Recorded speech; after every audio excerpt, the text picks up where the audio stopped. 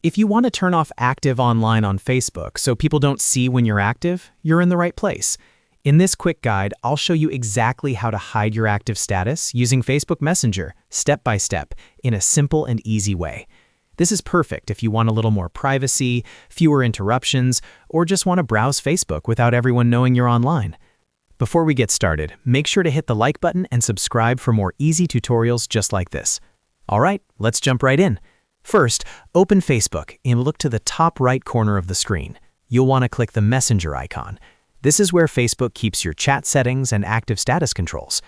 Once Messenger opens, look for the three dots icon, usually shown as three little dots. Click that menu to open more options. From the list that appears, click Active Status. This is the setting that controls whether your friends can see if you're active or recently active on Facebook. When you open this menu, you'll see an option that says Show when you're active. By default, this may be turned on, which means other people can see that you're online. To turn it off, simply switch Show when you're active to the off position.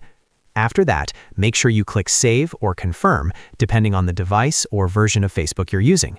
This final step is important because it makes sure your change is applied properly. And that's it. Once you save the setting, your active online status will be hidden from other people on Facebook. Keep in mind that if you turn this off, you also usually won't be able to see other people's active status either, so that's something to consider before you confirm the change. If you ever want to turn it back on later, just follow the same steps again, go back into active status, and switch the setting back on. It only takes a few seconds. I hope this video helped you turn off active online on Facebook quickly and easily. If it did, please give this video a like and subscribe to the channel for more helpful Facebook tips, social media tutorials, and quick how-to guides. Thanks for watching, and I'll see you in the next one.